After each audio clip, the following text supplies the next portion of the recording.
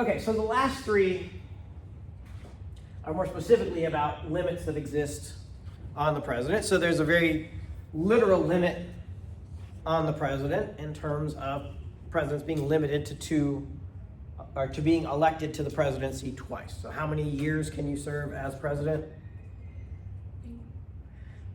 10. It was a trick question, right? You got 2 4-year terms, so of course you can serve 8 years, but actually you can serve 10 years. Because if you are vice president and the president dies, resigns, or is removed from office, if you only serve 2 years of that term, it doesn't count as your first term. You can still be elected twice. If that president dies, resigns, or gets kicked out of office 1 day before, that would be, so you're going to be president for 2 years and 1 day in that term, it counts as your first term, and you're probably cursing that president for dying, resigning, or getting kicked out of office on that day, right? Like, couldn't you just wait 1 more day, and then I could potentially be president for 10 years instead of 6 years, right, at the most.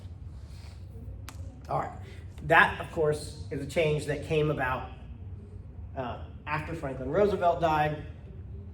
So he was the only president we've had who was elected more than twice. Okay? He was elected 4 times, died during his 4th term. And as has to happen in order to amend the Constitution, you got support for this idea from both sides of the political aisle, right? You need so many people to support a constitutional amendment change that you can't just have one party or the other say, we want to do this. They say that all the time about ways to amend the Constitution. It never happens, right? But here you had kind of 2 different views about Roosevelt that still led to the same conclusion, okay? So for Democrats who basically, were generally very positive about Roosevelt and his presidency, they still recognize that being president for all of those years probably hastened his death, right? The stress of being president certainly contributed to him dying when he did, right? And so it was easy to accept the argument that, look, that's too much for any one person to be president that long. No president before then had been elected more than twice, so that seemed like a good natural limit to set. Say, be president for 2 terms, and that's sufficient. Republicans, who generally didn't like Roosevelt, thought that he had become too powerful, that he was in danger of becoming a tyrant, and that stemmed in part from being president for so long. So they said, hey, we don't want somebody that can be in power that long and take on that many powers. And so, again, we've had presidents who were in 2 terms before, and that seemed to be a good natural limit. So they could both agree, even for very different reasons, that 2 terms was sufficient for any president. All right, as I've alluded to, you can be kicked out of office, okay? So first, in order for that to happen, you have to be impeached by the House of Representatives, okay? And all that means, if the House impeaches you, is that they believe there is enough evidence to merit having a trial to decide whether or not to kick you out of office, okay? So we have had 3 presidents who have been impeached. We have not had any presidents who have been removed from office.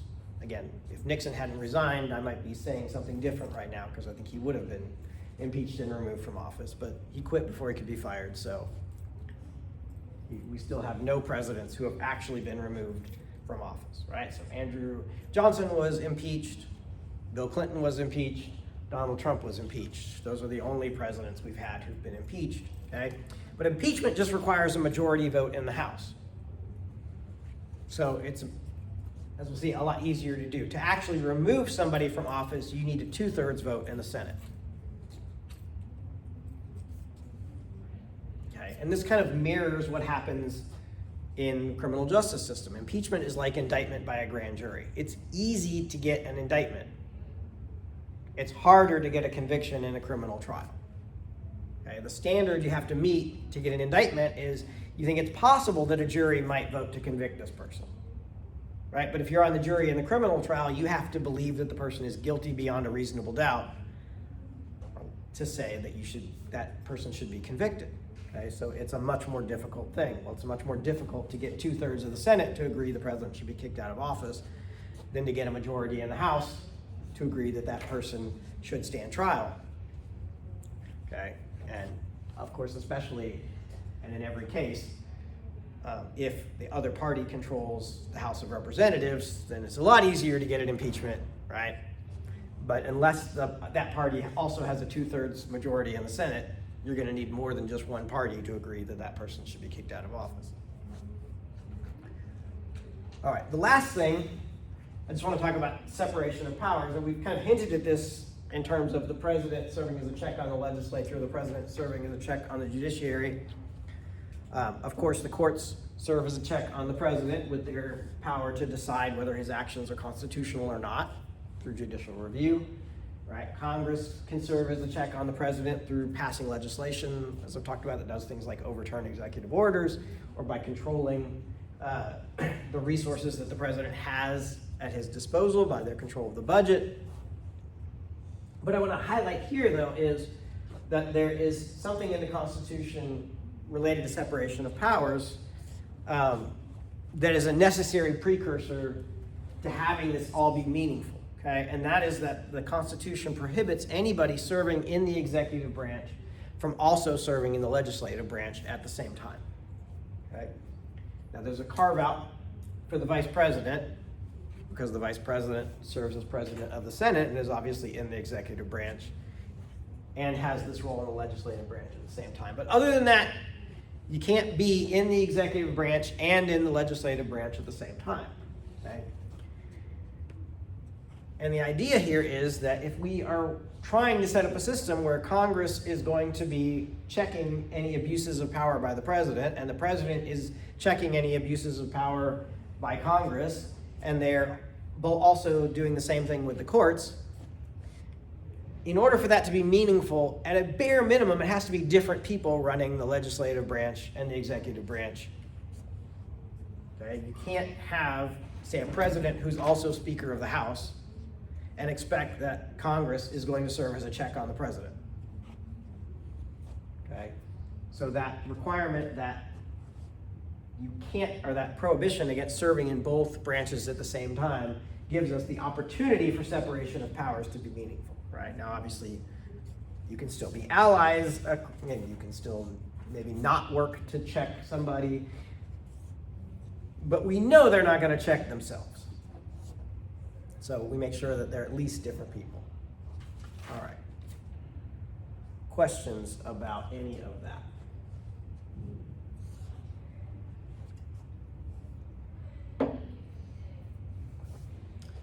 Okay, well then I want to think about kind of evaluating presidential powers, at least as outlined in the Constitution. And we're going to talk a lot more about presidential power as we go through in ways that it's evolved over time. But if we just think about kind of what it says in the Constitution, what the president is given to do by the Constitution, what the president is prohibited to do by the Constitution, and think about how do we evaluate that. I think an interesting way to think about that is to think about what people were saying at the time. So as they are going out trying to convince state legislatures to ratify the Constitution, right? What did they say about this presidency that they had created in the Constitution? And this was easily one of the most controversial parts of the Constitution, right? This is one of the most heated areas of debate when they were discussing ratification, okay? Because there was a fear that they were going to end up with essentially another king, right? That this Constitution was going to create a head of the executive that was so powerful that he would become a tyrant, okay? And so in Federalist 69, which I assigned to you to read, Alexander Hamilton is arguing that you're not going to get another king as a result of the design in the Constitution of the executive branch. Okay, this is not creating a king of America. This is something different. Okay, in fact, that he's going to be much more like the governor of the existing state governments that were already there, already operating, that people were familiar with. Then the president would be like a king. Okay, and so there's a number of things that he points to. And I kind of want to go through them, and then we'll step back and think about this a little bit. Think about how much we think Hamilton may have been right about this, or maybe if there are things that he was not right about in terms of this, okay? So first he says, well, okay, the president is only elected for a fixed term. Okay?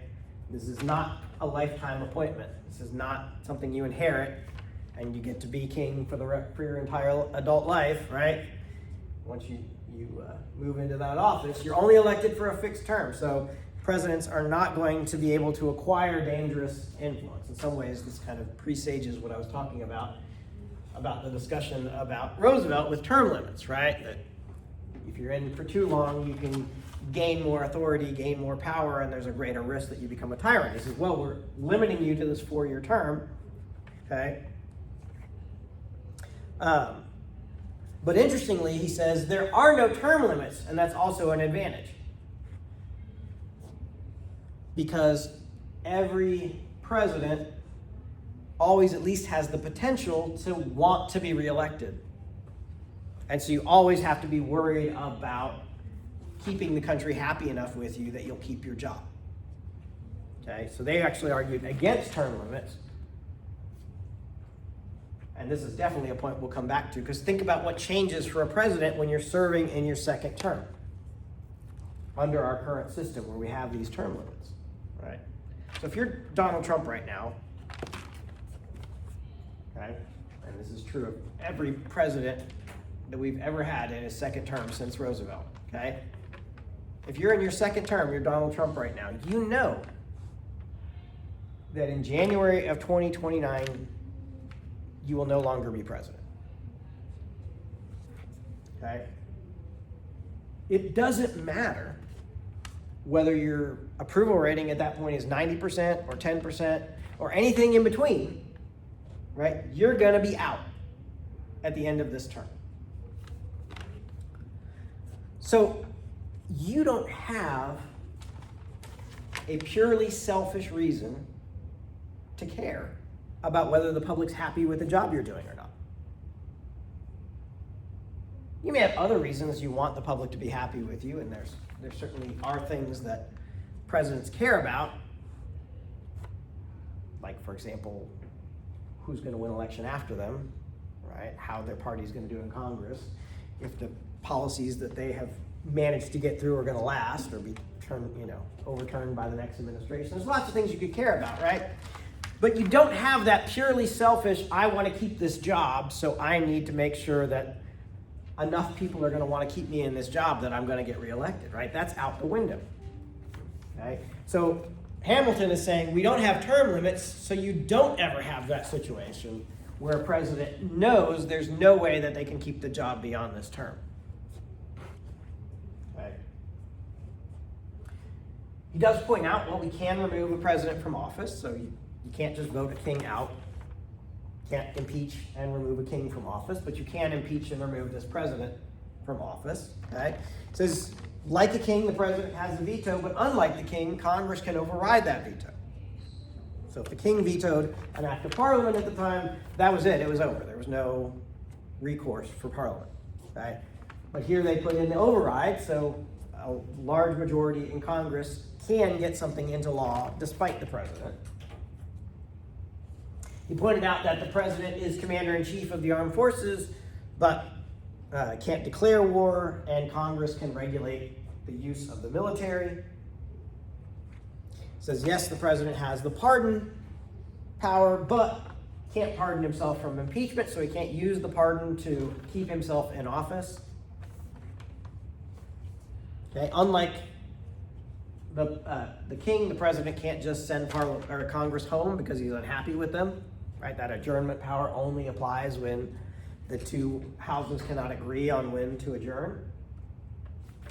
Right, and the president can negotiate treaties, but the Senate has to ratify them. Right, the president makes these appointments, but the Senate has to confirm them. So he's basically saying, look, presidents have all these powers, but they're limited in some important way. Right, they're limited in some important way to prevent this from becoming another king, to prevent this from turning into tyranny. So looking back at that list and looking back at those things, it's kind of interesting to think about from a modern perspective, how do these arguments hold up, right? And I think some of them certainly do, right? It matters that you've got a fixed term in office, right? You're not elected for life, okay? That was important then.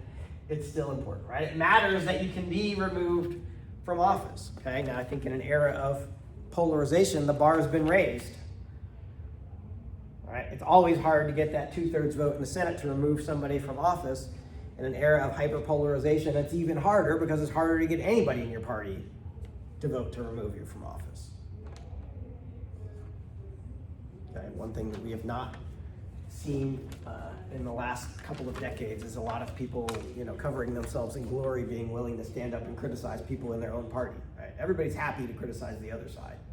Everybody's happy to point out when somebody on the other side does something wrong, but more often than not, people look to excuse bad behavior on their own side or ignore bad behavior on their own side. Okay?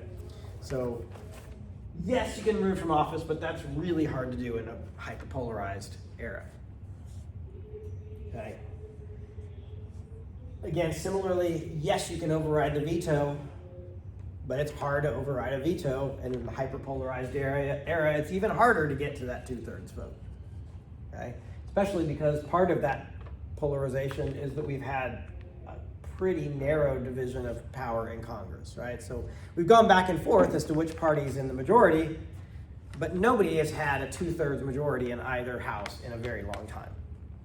Okay, so you're gonna need votes in the Senate from the or from the president's own party to override that veto. And again, in a hyperpolarized era, that's hard to do. Okay, we've already talked about, it mentions, well, the president can't declare war, and as we've already talked about, turns out doesn't need to really declare war. The president can just send troops into war, send them into combat. We've talked about the pardon. I think, the negotiation of treaties, the appointment powers, where you have to go to Congress, you have to go to the Senate to get approval, that really still does matter. We've had a number of proposed treaties in the last 20 years that presidents would have loved to see get through the Senate that had no chance of ever getting through the Senate. So presidents have not gotten what they wanted in foreign policy in a number of areas. So I think if Hamilton were, brought into the modern era and looking at this, he probably would say, okay, I got some of this wrong. Some of my guesses were wrong. But some of it does hold up, right?